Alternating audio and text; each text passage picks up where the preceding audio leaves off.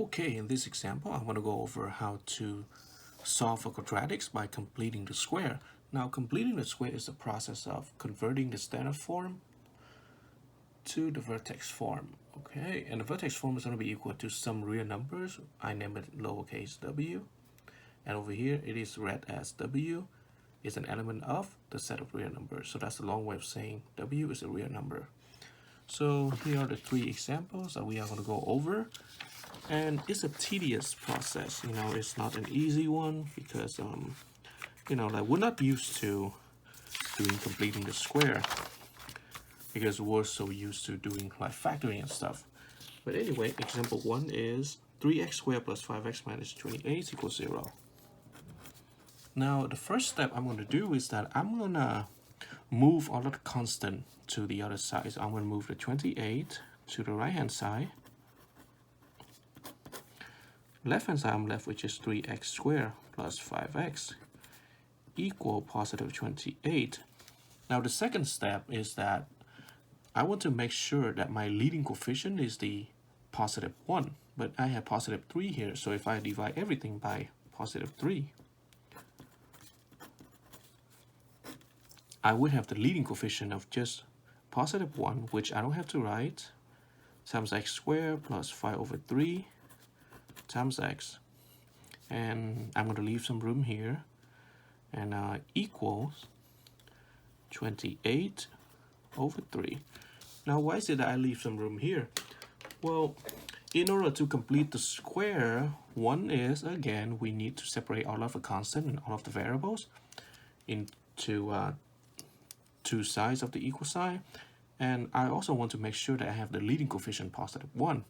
So with these two conditions satisfied, what I'm going to do is that I'm going to have to make sure in the next step include the value of this special formula, lowercase b over 2a squared. So I need to add b over 2a squared to both sides. But however, we know that our lowercase b is a 5 over 3. So that means if I were to evaluate b over 2 square, that means I'm going to have 5 over 3 all divided by 2 square. But hey, a fraction divided by a real number is the same as the numerator divided by the products of this and that. So that means I'm going to have 5 over 3 times 2 square, which is the same as 5 over 6 square, which is equal to 25 over 36. So I'm going to add 25 over 36 to both sides.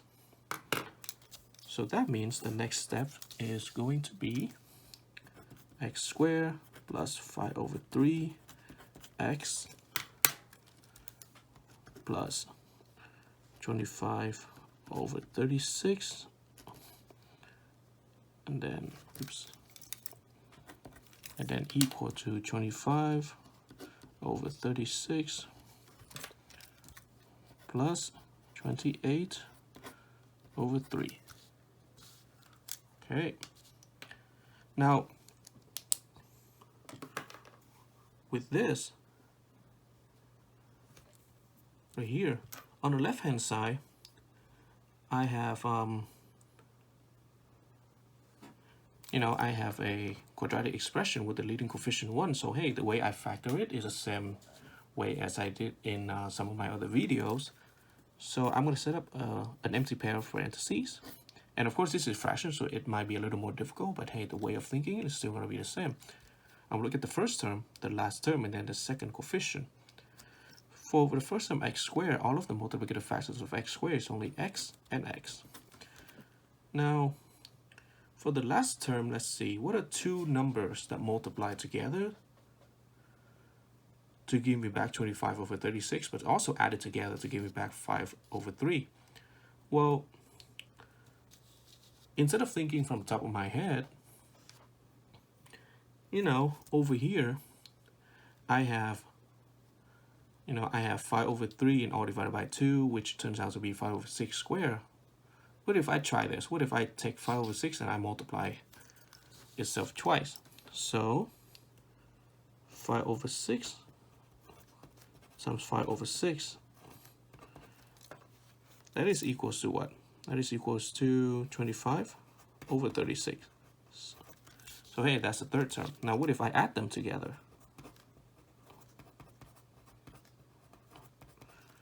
Well, let's see, adding these two fractions with a common denominator, I'm keeping it the same.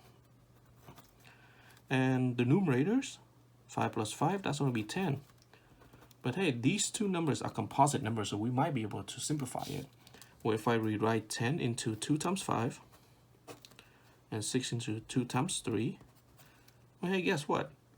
The greatest common multiplicative factor that gets canceled out right there is positive 2. So we're left with just 5 over 3.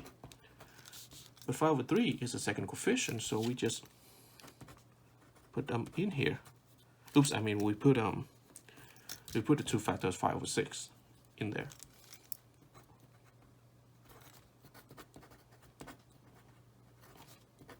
All right, now on the right hand side, let's see, let's do some handwritten math here. 25 over 36 plus 28 over 3. Well, looking at the smaller denominator 3, in order to add these two fractions, 3 is one of the multiplicative factors of 36. So to convert 3 into 36, I have to multiply it by 12. And I have to do the same thing for the numerator. So that means I want to have 25 over 36 plus, let's see, divided by 36. For the numerator, I'm going to have, let's see, 28 times 12. 2 times 8 is 16, right? 6, keep 1. 2 times 2 is 4, plus 1 is 5, so that's 56.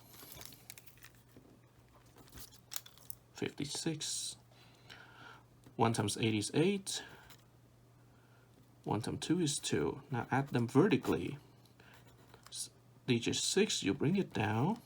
5 plus 8 is 13, right? 3, keep 1. 1 plus 2 is 3, so 336. And hey, keeping the common denominator 36. And then add the numerator. So 5 plus 6 is 11, right? 1. Keep 1. 2 plus 3 is 5, plus 1 is 6. And then bring the 3 out here. So the right hand side is 361 over 36.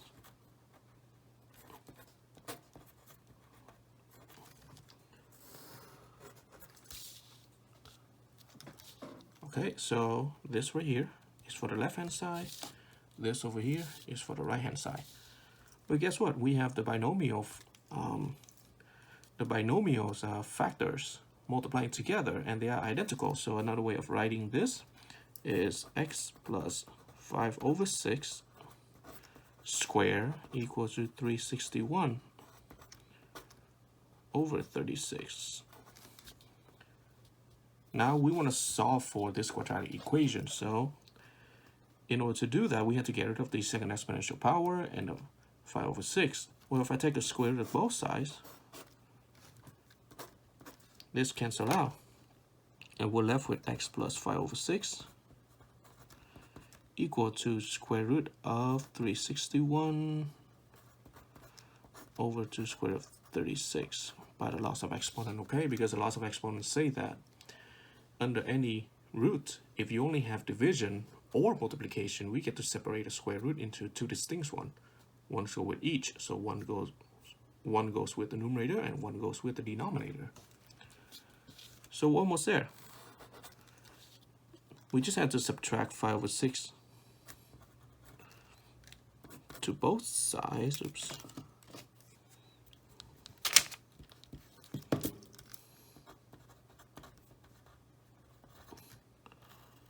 I have plus or minus, because we're taking the square root of square root of 361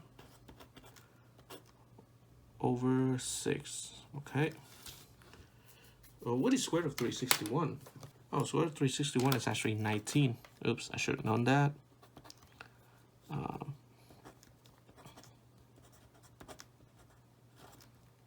So plus or minus 19 over 6. Okay, now we plus or minus, I'm gonna go to the other page. Because of the plus and minus, so we get to separate it out. We're gonna have x equal positive 9 over 6 minus 5 over 6, comma, x equals negative 19 over 6, not 9, my bad.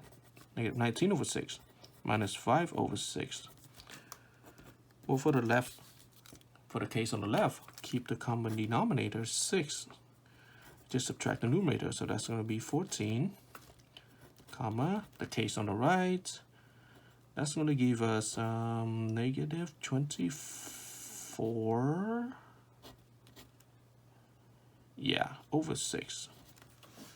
But hey, these two fractions can be simplified because 14 can be rewritten as 2 times 7, 6 is 2 times 3, cancel out the 2, so x equal to 7 over 3. So hopefully you can see it there. So it's 7 over 3. There we go.